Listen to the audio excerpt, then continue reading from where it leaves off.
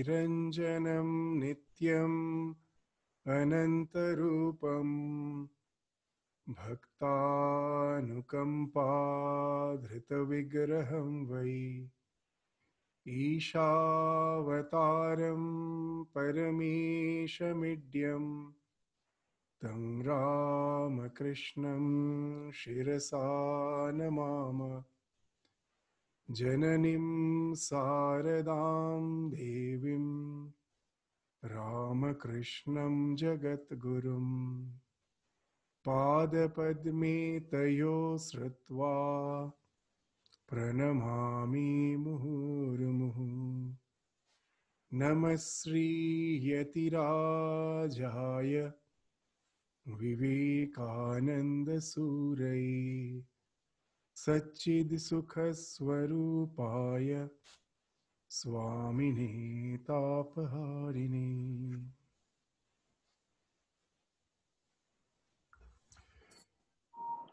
So in the Namaskar, Swamiji.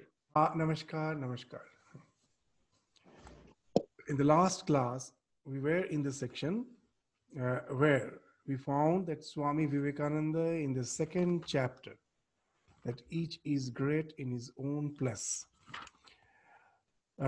We were just getting familiar with the idea which Swamiji is stressing, that the ideal cannot be the same for all, as per the various stages of life, as per the various circumstances in which we are placed in, as per our temperament.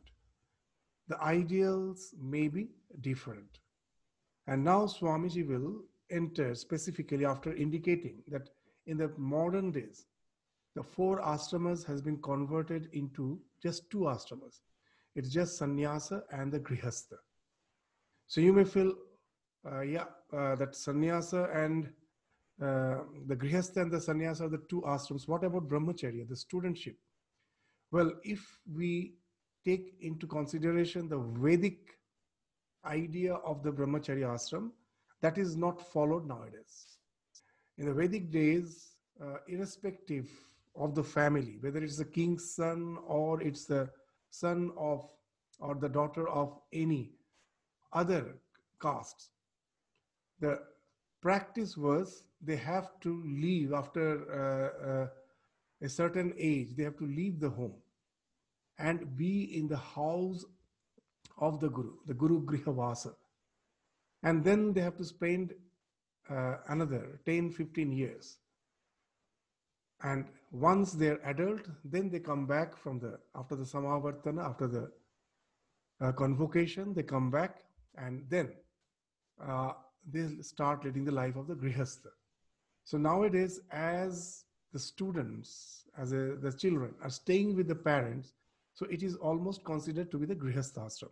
So that's why Swamiji is indicating that now it has been converted into 2 ashram. Those who are staying in house, there is no concept of vanaprastha.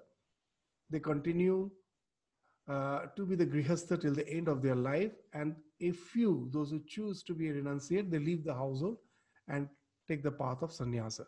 So that's why Swamiji was indicating that it has been reduced only to 2 this ashramas, the grihastha and the sannyasa. And now he will indicating that it's not easy to live the life of an ideal householder. That most will feel that they're living the life of householder. What's there in it? But now Swamiji will be quoting the passages from your internet connection. So he will be quoting passages from Mahanirvana Tantra to just show us that what's the ideal of a householder's life. And that we will find that to lead an ideal householder's life is not easy. It may be not something which is that of the sannyasin. The duties and responsibilities of householder and sannyasins are different. But that doesn't mean that one is easy and another is tough. If you have to lead an ideal life, both can be really something which speaks of endeavor, srama. And the ideal householder's life is in no way uh, something degraded or degrading than that of the life of a sannyasi. So he will quote the passages from Mahanirvana Tantra to just bring home that idea. So now I will just share the screen for the text so that you also can refer to it.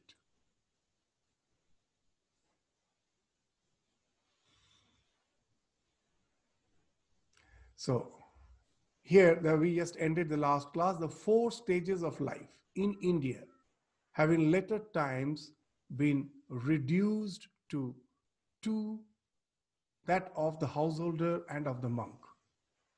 The householder marries and carries on his duties as a citizen, and the duty of the other is to devote his energies wholly to the religion, to preach and to worship God. So here Swamiji is just defining the 2 ashramas. And now he will be quoting from the Mahanirvana Tantra. I shall read to you a few passages from the Mahanirvana Tantra which treats of this subject, and you will see that it is a very difficult task for a man to be a householder and perform all his duties perfectly. So now he starts. The householder should be devoted to God. The knowledge of God should be his goal of life. Yet he must work constantly, perform all his duties. He must give up the fruits of his actions to God. So with this, Swamiji starts. The householder should be devoted to God. As Sri Ramakrishna used to say, that in this world, we are constantly being whirled around by the various occurrences of the society. Unless we are holding onto the pillar called God, we will be just thrown out. So when the children play, they go round and round.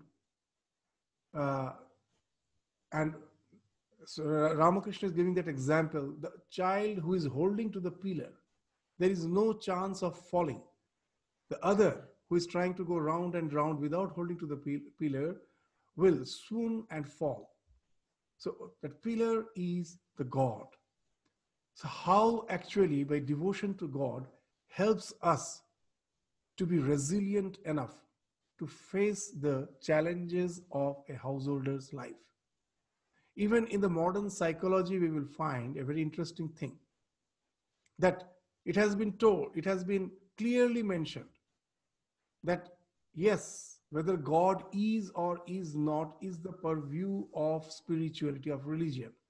It's not in our purview.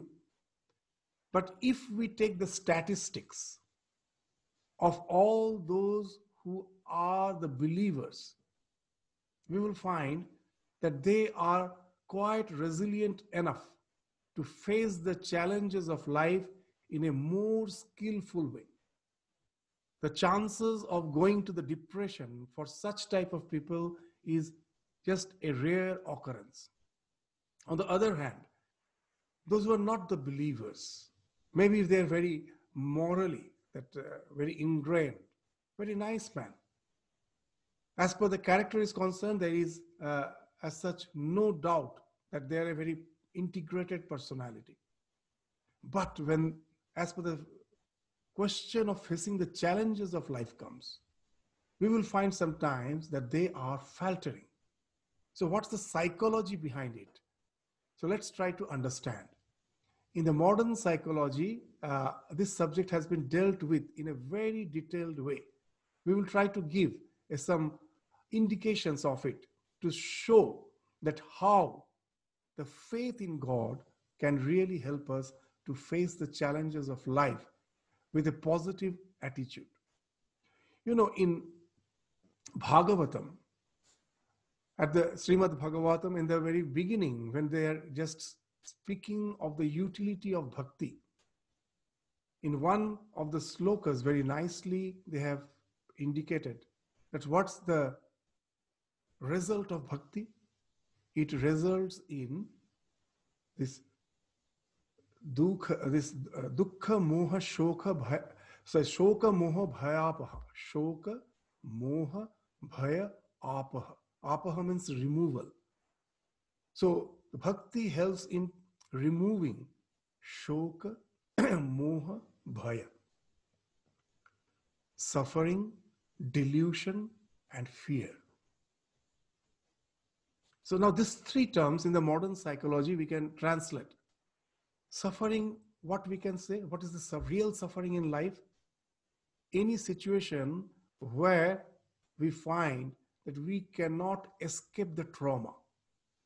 There's a situation which is traumatic and we cannot escape it. We find we have got cornered. There is as if no solution.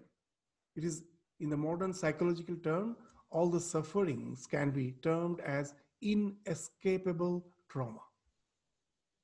Moha, the next, shoka, we understand the inescapable trauma. What is moha? The moha is the delusion. What is the delusion? From that inescapable trauma, most of us develop something which is called learned helplessness. That situation has passed away. Most probably that inescapable trauma through which I was going through for a certain period of my life, I passed through it. Some other traumatic situation comes. But now my brain has learned. What it has learned? That I am helpless. Maybe if I try, if I endeavor the next situation, the next crisis which has arrived, I can easily go through it. But because of that learned helplessness, we never try.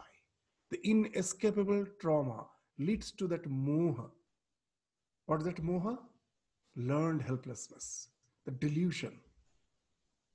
And that results in the defeatist attitude, bhaya. At the very beginning, I have a defeatist attitude. I just run away from the situation. I just fight.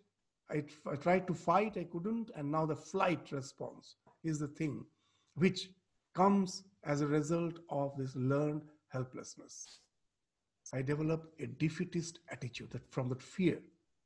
So inescapable trauma leads to learned helplessness, and that again leads to a defeatist attitude. To give common example that will help us, there are innumerable examples. In science, in psychology, they have conducted various experiments to prove how inescapable trauma leads to learned helplessness. We will resort to an example which we find in India when they're trying to domesticate the elephant. You know, in the temples, the elephants are there to carry the Lord whenever there is a procession. And these elephants has to be domesticated. Now, when they were small, as calves, what they used to do, the calves never want to remain in bounds. So they used to they will chain them with a very strong iron chain, tied to a stump. However, the calf tries, that baby elephant tries to get rid of that bondage, it cannot. It's a strong chain. And now, when the calf has grown into an adult elephant, it's a very interesting thing. A thick rope with which one of the legs of that elephant has been tied. The elephant has now sufficient strength that in one jerk, he can get rid of that bondage. But he never does that. The caretaker knows, just tie the rope and just tie it with a stump, the elephant will be quiet. It won't ever try to break the bondage and run away. Why? That learned helplessness. That because it has already went through that inescapable trauma as a calf, and that had resulted in this learned helplessness, which in turn results in the defeatist attitude. There are innumerable examples. We are not going through them. In psychology, there are innumerable examples. I think somehow with this one example, we are able to understand that what that learned helplessness is. Now, very interesting that though most of us when we face inescapable trauma in life, the next thing is that learned helplessness develops. But it's not all. It has been found that if certain experiment is done on 100 such guinea pigs, 85% of them develop that learned helplessness. 15% somehow still have that capacity, the resilience to fight back. When again the next situation comes, 15% will fight and try to transcend that situation. So now the question comes that all of them went through that inescapable trauma. What makes this 15% still retain the capacity to be resilient, to fight in all the situations of life? So this 85% proved to be pessimistic, 15% proves to be optimistic, whatever the situations of life may be. Now, what makes that? What's the trait which makes this 15%? To have that resilience, to have that optimistic attitude. In a glass full of filled with water, the pessimist say it is half empty, the optimist says it is half full. There is a change of it is just the perspective. So what's the exact perspective? What's the specified perspective of the optimist compared to, in contrast to that of the pessimist? So very nicely in the modern psychology, they have distinguished some of the characters of a pessimist in contrast to that of the optimist. The first character, a pessimist, that 85%, what happens with them? They think that the situations, all the challenges, the traumatic situations of life are permanent. I can never get rid of them. I'm helpless. There's a 15% thing that yes, this situation went through my life. It was that situation. It was something inescapable, but it was only that situation. The next situation, maybe I may try and get rid of it. So all those problems are not permanent. They come, they go. Agama, apayana, anitya. As in Bhagavad Gita, they use, when they are using the term of titiksha. They come, they go, they're not permanent. Agama, apayana, anitya. So this optimist take all these problems as temporary. The next characteristic, the pessimist take all the problems of life as all pervasive. To explain, a student is most probably weak in maths, but is good in all other subjects. But his weakness in mathematics makes him so depressed.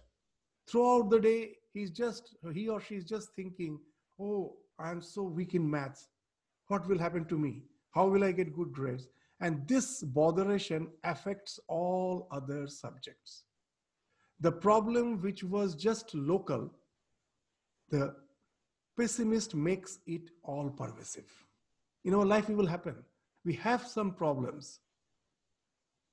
By the way, can you all hear me? I am just being shown the message that internet connection is weak. So just let me check that. Am I audible? Yes. Yes, Swami. Okay, thank you. Let me continue. So, so what is happening there? That's pessimistic. The pessimistic makes it all pervasive.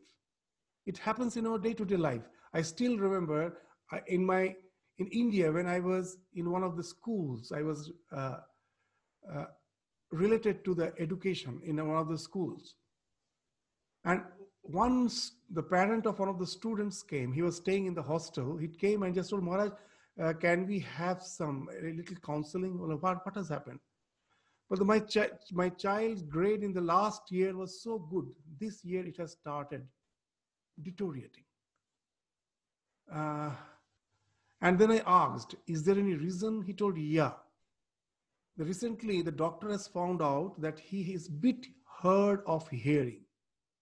His hearing is bit impaired.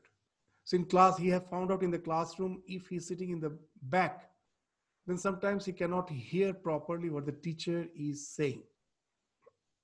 And that has made him to a certain extent depressed. And I still remember when the student, when the parent brought the student, then I just told him one thing. Do you think you're handicapped? He told yes. Then I told him, in your class, everyone is handicapped, you know. So he was a bit curious that how come everyone is handicapped? I said, see, that till last year, you were holding the first position. So as per the intelligence is concerned, all others compared to you are handicapped. Everyone has their handicaps in certain extent. If I have 100 faculties, maybe 99 faculties are strong. One is weak. Why should I go on thinking of that? Why not just always think of those 99 traits, which are my plus point? And that means that the boy immediately understood that. It's very interesting. And we found that again, he started getting interest in his studies and he was performing really very well in his examinations. That yes, I have intelligence. Why should I go on thinking only of that small defect which I have, which is the small handicap which I have? Why not think of all the positive traits? The pessimist, what they do? They make their problem all pervasive, as if that has engulfed their entire being. The optimist can keep it local. Yes, it is there. But why to bother about that? I have so many other positive things. So now we find that the pessimist think all the problem to be permanent. The optimist thinks it to be something temporary. It's just a passing phase. The pessimist takes all the situation, makes the all problems to be all pervasive. The optimist just keeps it local. And these two traits in turn, what it makes, the pessimist think everything is beyond control.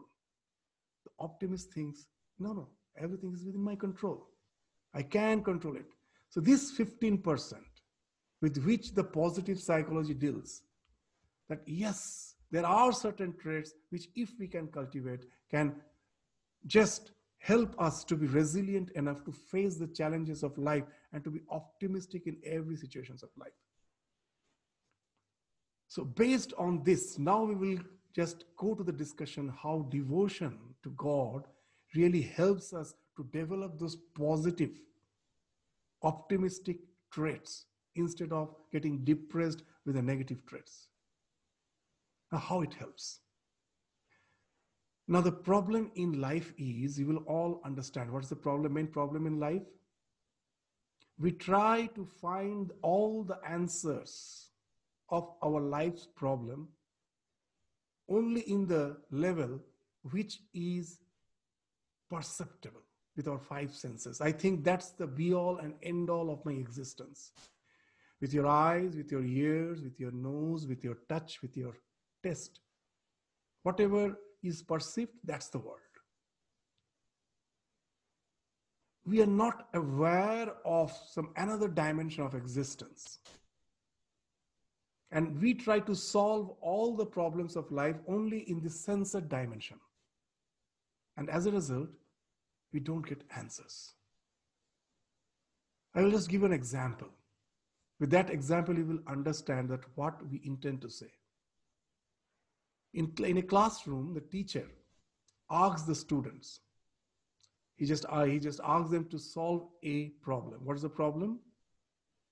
He asks them that you just think there are 4 points, and joining those 4 points, draw exactly 4 triangles.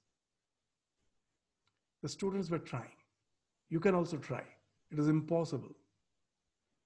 However, you may try somewhere when you are joining the 2 points, some other line will intersect when joining other 2 points. There will be intersection to create the 5th point. It will never be possible to draw exactly 4 triangles by joining 4 points. The students tried hard. They were just permuting and they made a permutation combination of the position of the points. They tried, nothing happened. Now, when the students failed, at last the teacher, now he just gave the solution. He pointed 3 dots in the blackboard, in the display board, and now he asks the students to imagine the 4th point in the space.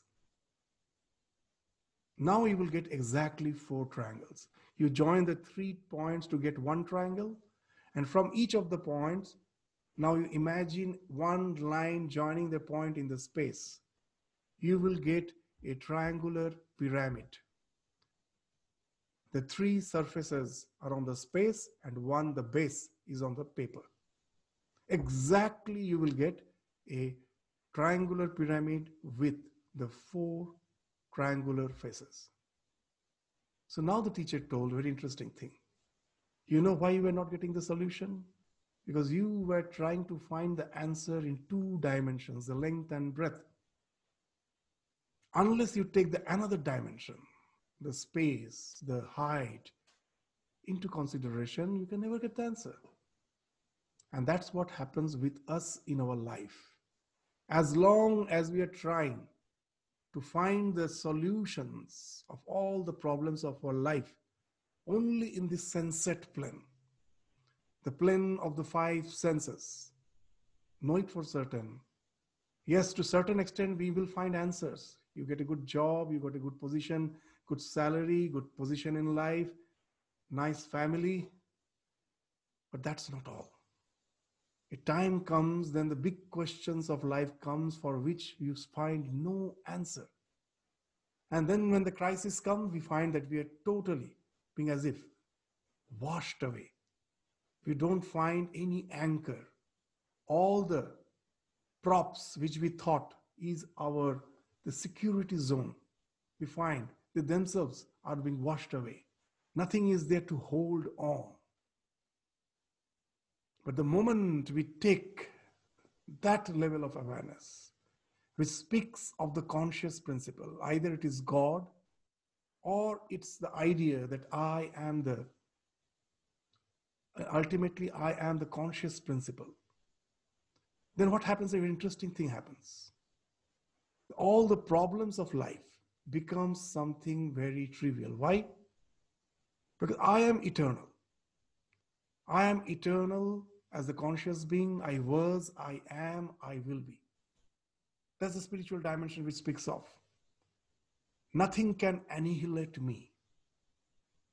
So that's the spiritual dimension which speaks of. As a result, what happens? That from that level, which speaks of the Satya, which is Trikal Avadhita. The Sanskrit, these words are very, very interesting. What is truth? In Sanskrit, it has been very nicely, in our scriptures, it has been very nicely defined. What is truth? What is Satya? That which is Trikal Avadhita. That whose existence is not interrupted by any phase of time, past, present, future. This is the 3 Kal. Past, present, future. 3 phases of time. Avadhita, uninterrupted. So the real me, the consciousness, which is one with God or which is eternally linked with the God, which is again that eternal conscious principle. It has no annihilation. It was, it is, it will be. This life is just a passing phase. It's just a passing phase. I'm just passing through it. It can never affect the real me. The moment you become aware of this truth, then what happens? All the problems of life, all the inescapable traumas of life, which you thought I can never get rid of, this is going to totally dump my existence. You know now that this is a passing phase. Nothing can touch the real me. So it all becomes temporary.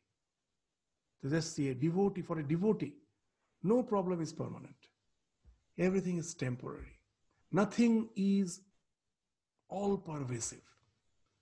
It's just local. It's just a part of my existence. It cannot touch the real me. In our Aratrikam, the Vesper song, which we sing every day, Khandana Bhava Vandana, there one line is there. Shampada Tava Sripada Bhava Goshpada Vari Jatha. Wonderful. The Swamiji has composed this song. It's a marvelous. It's a marvelous song. This line is wonderful. Shampada Tava Sripada. Your lotus fish is the treasure. Shampada Tava Sripada. Bhava Goshpada Vari Jatha. This line, this is very interesting. Bhava Goshpada. You know, when the cow is walking on some muddy surface, so its hoof, it will make the imprint, its hoofs will make an imprint on the ground.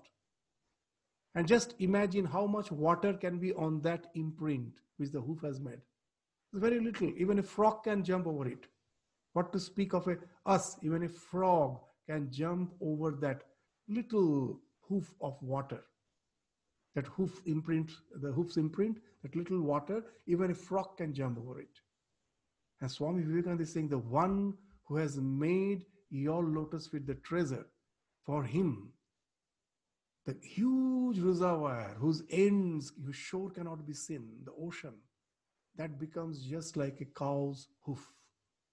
So just see that the idea, wonderful, that the all-pervasiveness becomes just a small, local, small thing. I know it in no way is going to affect the real me. You know why we enjoy the roller coaster? It's full of perils, danger. Now it's taking me to the up, again throwing to the down, almost steep, as near 90 degree. So it may be not 90 degrees, about 60 degree. And we feel that, that tremendous thrill. Except why it happens? In spite of the fact that it is full of danger, when we are having a ride in the roller coaster, we know it is designed in such a way, the precautionary measures have been taken in such a way. It will give me a feel that I am in danger, but that no danger really is going to happen. For a devotee, the life becomes a roller coaster. Because he knows it's a joyride. Nothing can affect the real me. All the perils, the dangers is in no way going to affect the real me. So now it becomes just the thrill which a roller coaster gives you in the life. The life becomes a joyride of the roller coaster because all the problems have become temporary. It has lost that sense of all pervasiveness. And now you feel you are in control. Now you will find that how the devotion to God psychologically helps us to be really resilient enough to face the challenges of life. It gives us that all those positive traits of optimism automatically. So that's why just directly the scriptures has told, the Mahanirvana Tantra saying, the first thing, they should be devoted to God. And it's not that only it makes you resilient.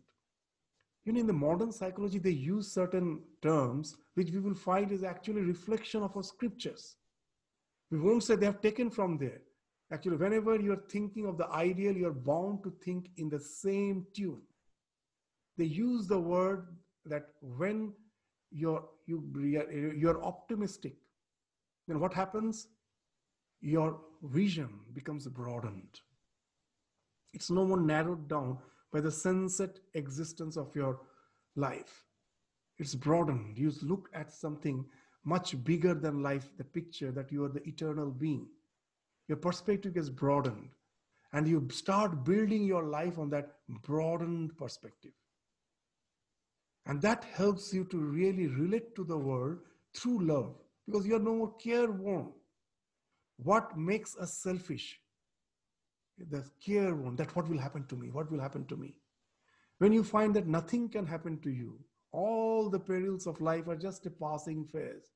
You are eternally in relationship with the divine, which no one can take away. No one has the capacity to tear us apart from our eternal bond with the divine nature. Then automatically all the cares have fallen off and the real love starts flowing. because your perspective has got broadened now. Nothing is there just to keep for me, to protect me.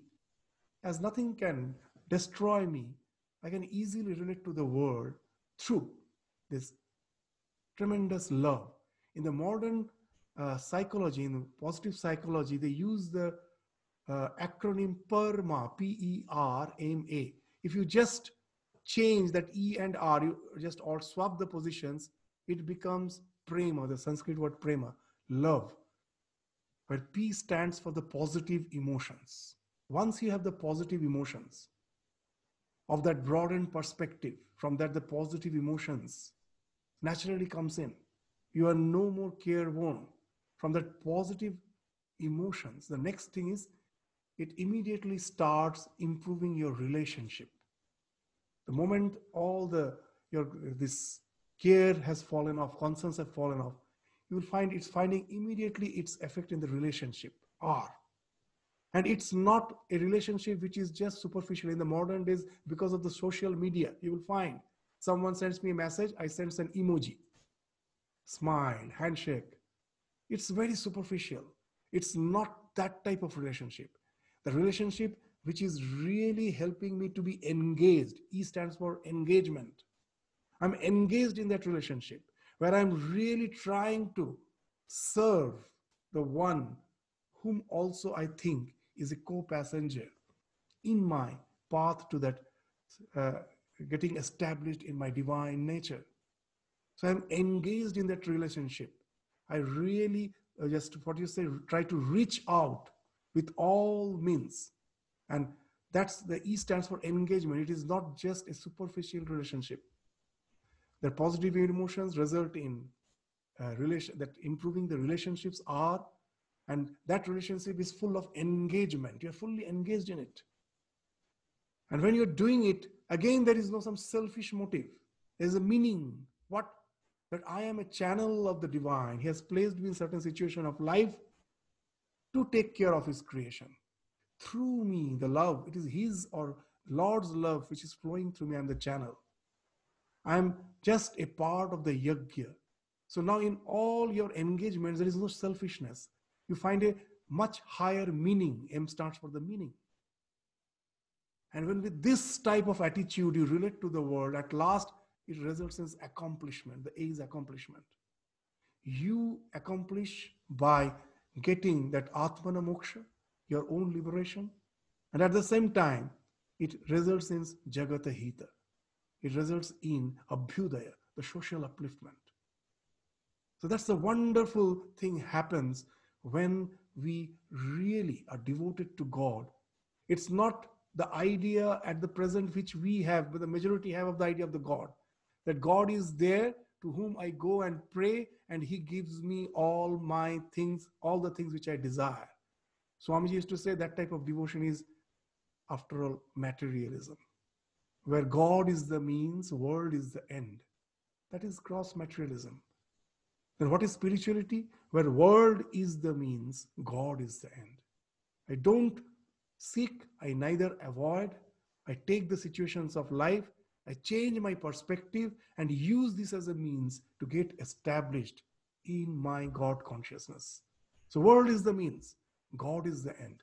That is spirituality. How nicely Swamiji just specifying the difference between materialism and spirituality. Sometimes in the name of spirituality, we are a gross materialistic.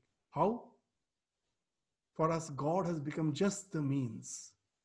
World is the end. Even sometimes for the personal peace, which Arjuna also wanted, there also God was the means. World becomes the end. My peace, my solitude, all those things becomes the end. No. And that way the real spiritual evolution can never happen. Sometimes we feel that I enjoy the placidness of meditation, but it can be also a bondage. Swamiji used to say, golden chain is also a chain, iron chain is also a chain. Both can bind you. Even sattva can bind. So that's why in Gita, Bhagavad Gita, Bhagavan is again and again saying that Nistraya Gunya Bhavarjuna. You have to go beyond the three gunas. Even sometimes we get bounded by the sattva. the placidness, and that also makes us selfish by uh, renouncing the immediate responsibilities of life. So that's the not the real attitude. The attitude which we will find that he's mentioning that here the knowledge of God should be his goal of life. Yet, this is important. He must work constantly, perform all his duties. He must give up the fruits of his actions to God. And what Swamiji is saying is again not his words. He's just quoting our scriptures, the Mahanirvana Tantra from there. So they see, householder's life is not easy.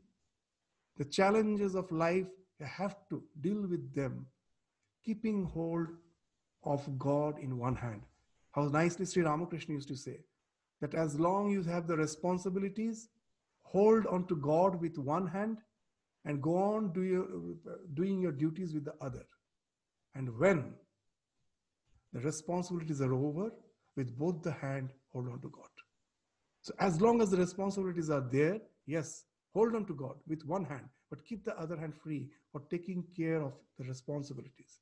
Only when I have passed through that stage, I have the luxury to hold on to God with both my hands. So that's the thing which Swamiji is indicating by quoting the Mahanirvana Tantra. So let us proceed. It is the most difficult thing in this world to work and not care for the result. To help a man and never think that he ought to be grateful, to do some good work, and at the same time never look to see whether it brings you name or fame or nothing at all. Even the most arrant coward becomes brave when the world praises him. A fool can do heroic deeds when the approbation of the society is upon him. But for a man to constantly do good without caring for the approbation of his fellow men is indeed the highest sacrifice man can perform. The great duty of the householder is to earn a living, but he must take care that he does not do it by telling lies or by cheating or by robbing others.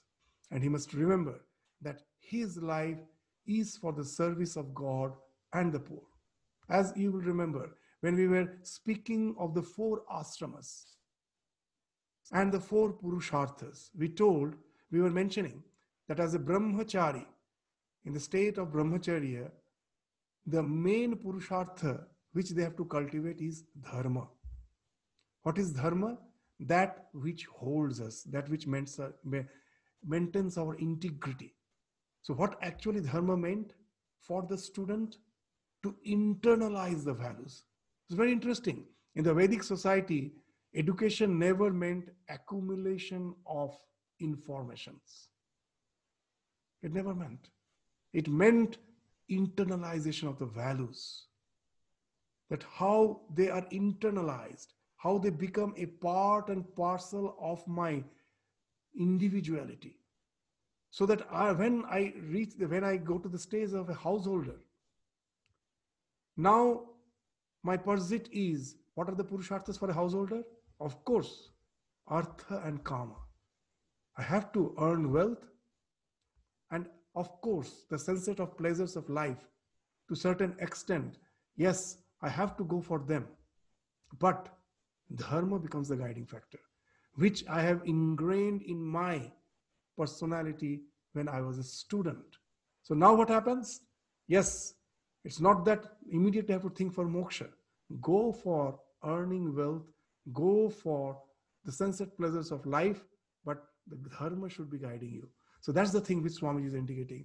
The great duty of the householder is to earn a living, but he must take care that he does not do it by telling lies or by cheating or by robbing others.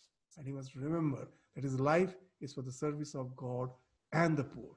So artha and kama, pursuit for artha and kama is guided by dharma. So that's how Swamiji is gradually just bringing this point home, that life of this ideal householder is as high as that of a sannyasi. It is different, but it's as high. So today I have I have to attend some another event.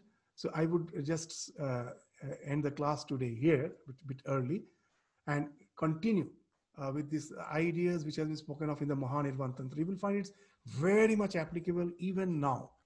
Even now, some of the things may not be followed in details, but what is that the idea behind it? That's something which is still relevant. As we go through all those ideas, we will find that how relevant they are and how nicely the scriptures has depicted, the Mahanirvan Tantra has depicted, has described, has chalked out for us the ideals which we, those are in the house of leading the life of a householder, has to follow.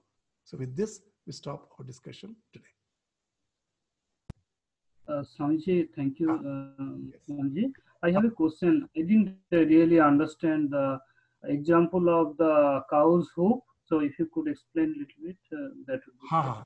So what happens that when you are established in the idea that nothing can really affect you, this life is just a passing phase. Even the danger of disease and death cannot annihilate the real you. Just take a cancer patient who has been diagnosed that it is just a few months life is remaining. If he's a devotee of God, he knows nothing, the real me is not affected. It's yes, in this life I developed some, I had some disease, I have some disease, which is even going to annihilate, which is going to kill only this body, not the real me. So why to, so this is a very great attitude. What is that? That's the, where you're not going for a solution, that let I be cured. As long as the cure is possible, is of course I should go for the cure. But when the cure is not possible, then is it that I should go in the deep depression? No. In life, we will find there are problems which we can solve. And of course, God has given us the faculties. We should reach out, we should move out and try to solve the problem. But there are problems we all of us face in life where there is no solution. Then is the only solution for that is to go to the dire depression? No. As a real devotee who is not only bothered about this life welfare, he knows nothing is going to affect the real me, can even maintain calm at that situation. Not only that, for such a patient we have found that he is neither he is depressed, and when he finds his members, family members are depressed, the one who was supposed to be depressed, he is the one who is consoling, who is speaking something great, something very uplifting to them and uplifting their psyche. How it has happened? Because he has been able to keep his awareness to some great truth. And it is the truth, it is not some imagination. That I am that eternal being, which nothing can affect. All the things which is happening in this life is just local. It is just affecting this body, not the real me. So now, that huge problem, the cancer patient, if without the idea of that divinity, he'll think, oh, my life is gone. I'm in peril. It has just enveloped my entire life. Nothing I can do. The devotee, even in that situation, it is so small. Nothing is going to really affect me. I am just beyond this. So that's the idea, that the problem becomes so small. There's the thing without God, we were thinking something like a huge reservoir. There is no way out. Now it has become something small. I know, just a small jump. I can easily cross over it and nothing can affect the real me. I'm just enjoying the roller coaster ride, in which even this situation was just a peril, which is going to give me a thrill, not going to kill the real me. So that's the idea behind the Goshpada. There's a Bhava Goshpada Tava Sripada, Sampada Tava Sripada Bhava Goshpada Vari Yatha. Am I to sort of? Yes, thank you so much, Swamiji. Swamiji, Yeah. this is Srinivasan. Yeah. Today I really benefited from your exposition of spirituality, but sometimes being religious, which most of the people seem to identify with rituals as opposed to spirituality. Can you give a brief explanation of being religious and being spiritual? Being religious is not bad, but at the same time we have to transcend that. How being religious helps? Being religious helps. You know, in life you will find that those who are very much involved in rituals, prayers, at least it helps them to keep their mind uplifted to certain level. It's not allowing them to fall back, but at the same time, it is not taking them to the highest. That's the thing.